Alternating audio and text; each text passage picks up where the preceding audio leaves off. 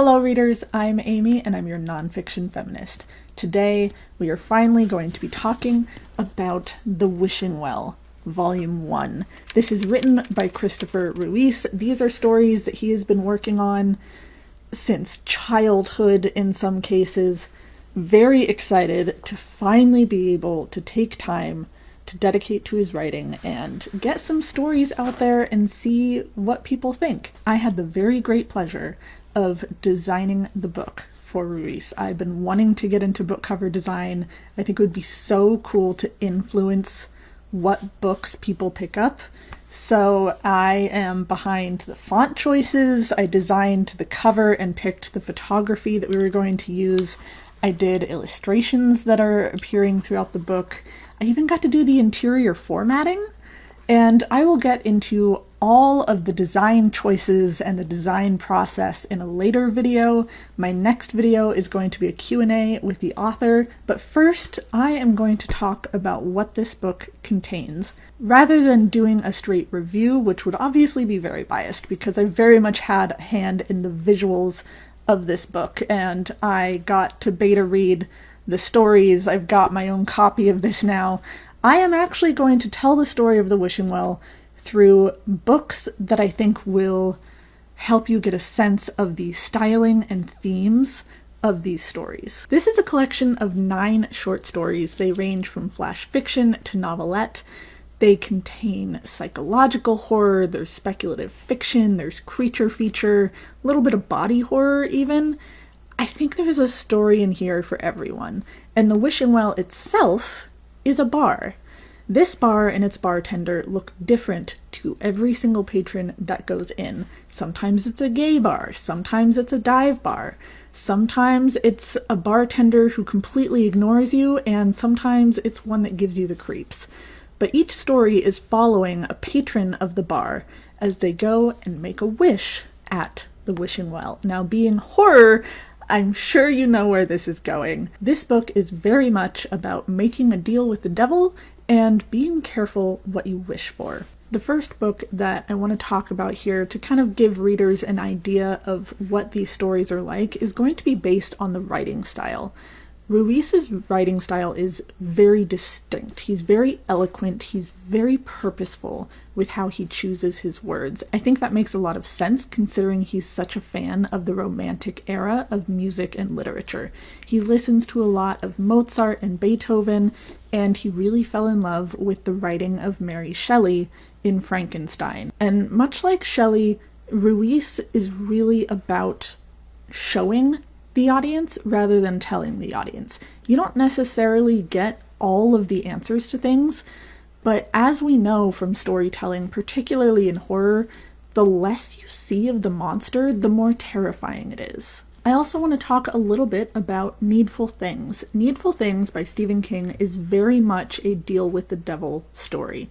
You have people who see this antique shop and it's really filled with all of this junk, these things that don't really have any value, but the proprietor will take an item and make the person seeing it see it as something that's been very well taken care of, that's very priceless, and it will have some sort of innate meaning to them. It will be connected to an important memory or an important feeling that they've experienced. And whenever you visit the Wishing Well and have that first sip of the beer that they serve, there is a memory that surfaces that has very distinct feelings and emotions along with it that affect the wishes that are made. Needful Things contains a lot of group dynamics and seeing how people pull each other apart. And while The Wishing Well largely contains stories that follow a single character, there are some that deal more with group dynamics and how people can really lead to each other's demise. Let's talk about Psycho. Psycho is a short classic horror novel, and it's based on the real life of Ed Gein. And the reason that I want to talk about this book and The Wishing Well is that The Wishing Well is also very much taking from real life. While Psycho is pulling from the life of a real murderer, The Wishing Well is pulling a lot from trauma experiences. I have heard about the very real-life horrors that create the basis for the stories being told in the wishing well, whether that's childhood trauma, combat veteran experiences, therapy experiences. There's so much in here that is based in reality, which makes fiction that much stronger and that much more relatable. Then we have How to Be Eaten. This book follows several women who embody different fairy tales, such as Cinderella and Red Riding Hood, and each of these women meet each other in group therapy. You're exploring their backstories. It's this retelling of fairy tales and how things eventually went wrong and the trauma that they experienced and how therapy is working both for and sometimes against them. And we see a lot of that in The Wishing Well as far as exploring trauma and exploring therapy and how different events in life can affect you. How to Be Eaten is what I would classify as social commentary horror. In this case, it's mental illness, and in the case of Near the Bone, it's talking about domestic violence. Near the Bone is a creature feature where a woman is dealing with domestic violence, and there's also this monster in the woods who is very much the embodiment of her experiences. The Wishing Well really, to me, feels like it fits into that category of social commentary horror, so we are seeing the experiences of combat veterans, of people dealing with child abuse or domestic abuse. There are themes of addiction, stories of coming out. There's the difficulty of being a woman in a war zone. So much social commentary is packed between the pages of The Wishing Well, and I really think that Ruiz has a lot to say here. Also, on the note of addiction, I want to talk about Stephen King's The Shining. Much like in The Shining, The Wishing Well also has this underlying mania that we're seeing in every story, this psychosis that the characters are dealing with as these events occur. Lastly, I want to mention We Used to Live Here. This is one of my favorite books that I have read in 2025, and it's about how if someone visits your house and says, "Hey, I used to live here, can I take a look around?" The answer is always no. No debate on it. The answer is always no. I've never heard of a story where things turn out well in that case.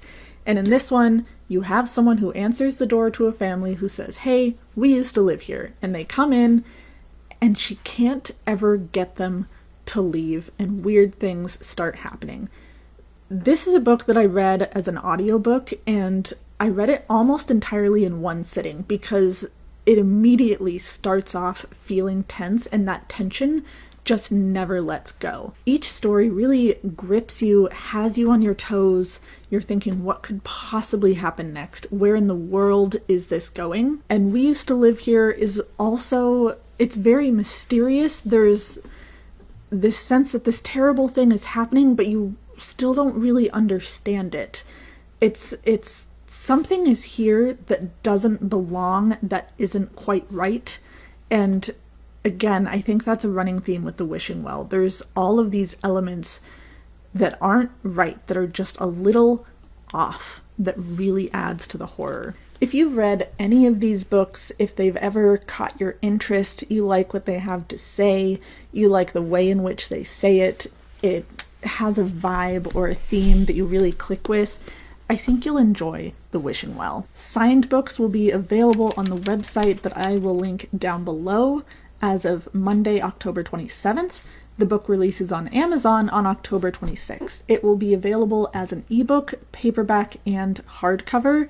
And for at least the first 3 months, it will also be available on Kindle Unlimited. As for audiobook lovers, Ruiz has hired a narrator, and we're looking to have that started in November. Hopefully sometime in the new year, the audiobook will be released, and you can enjoy it that way.